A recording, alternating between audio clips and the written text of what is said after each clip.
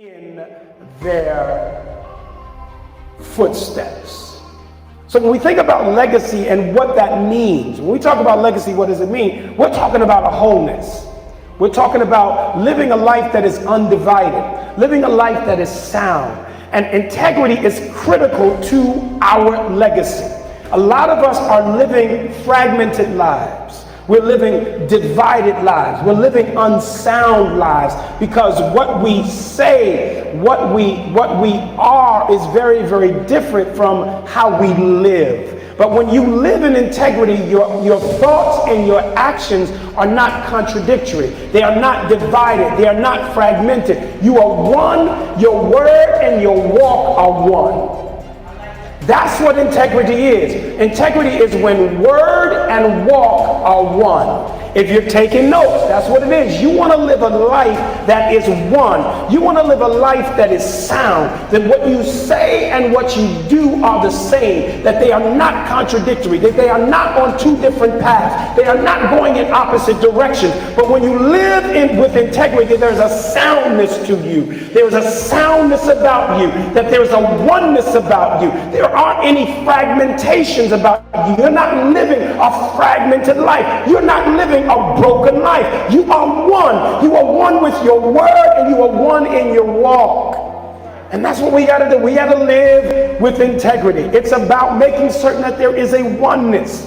And we have to understand that integrity is critical to our legacy. Integrity is to our legacy as a foundation is to a building. Integrity is to our legacy as a foundation is to a building. You can't see the foundation of the building, but you need to know that the foundation is vital for the stability and the ascension of that building. In other words, if the foundation is shaky, that means that that building is going to be shaky. And if your integrity, if your character is shaky, you need to know your life is going to be shaky. It's unseen, but it's vital. Your integrity is unseen, but it's vital. It will depend. It will indeed determine not just how stable your life will be, but it will also show what how high you will rise. And a lot of times we will not be able to rise very high because our character cannot sustain the growth. Our character cannot sustain the promotion.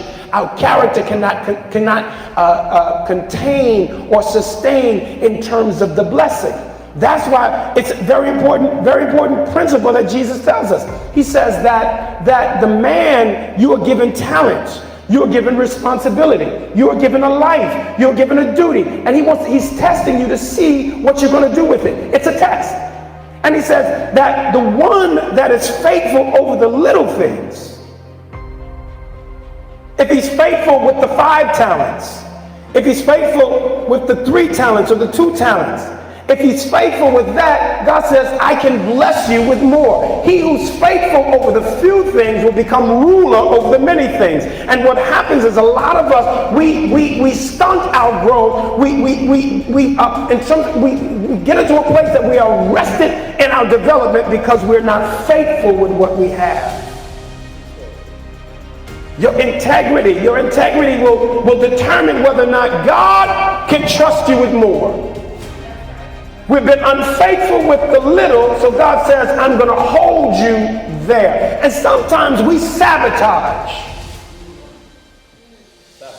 We do our best not to succeed because we are afraid of the many. Some of us don't want. We fail on purpose because we don't want more responsibility. There's some of us we can do it. We know we purposely fail because we know they were watching us, and we know that if we succeeded, they won't give us some more. We want to stay small. Because small is what I can handle. Small is within, I can control the small. I don't need much help with the small. And sometimes some of us, we make decisions based upon what we can do because we don't want to ask for help. We don't want to be made uncomfortable.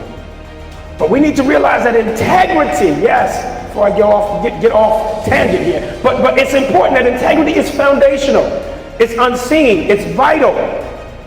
It's vital for our stability as a building, as a life, as a person, as a family, and also it's vital for our ascension.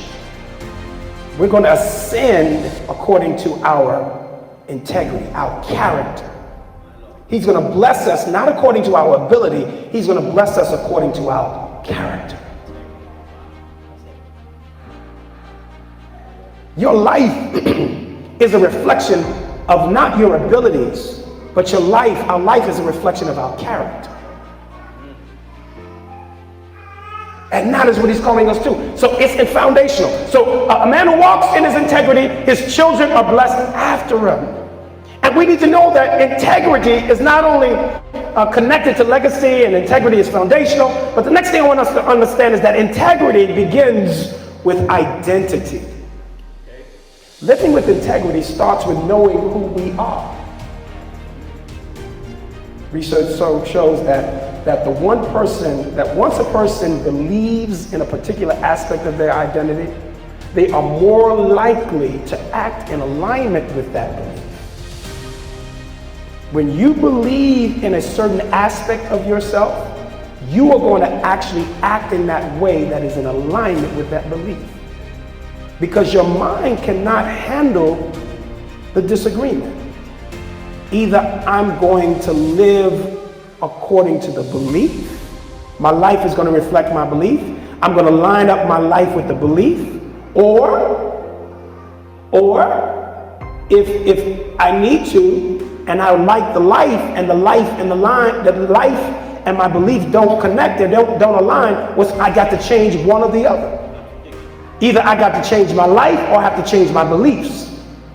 And we have to realize is that if we want better lives, we have to change our thoughts and our beliefs about ourselves. So it's important that once a person gets to that place that we are going to make certain that we do better, and that doing better requires that we think better about ourselves. Integrity begins with identity, because the behavior, if the behavior is not congruent with the sense of ourself, it's not going to last. If your belief is not, if your behavior is not congruent, if it doesn't line up with your sense of who you are, it's not going to last. So what it is that we basically can be something for a little while, but it will not endure because it does not have the system, it does not have the belief to which to stand on. So that's what happened, is that you got to be transformed by the renewing of your minds. See, some of us are trying to change our lives without changing our minds. The only way that we're going to change the life is we got to change the mind. We got to change our belief. We got to change our system. Some of us are trying to change a behavior without changing the belief that drives the behavior. Oh, I said something right there. You're trying to change your behavior without touching your beliefs. It is your beliefs that drive your behavior.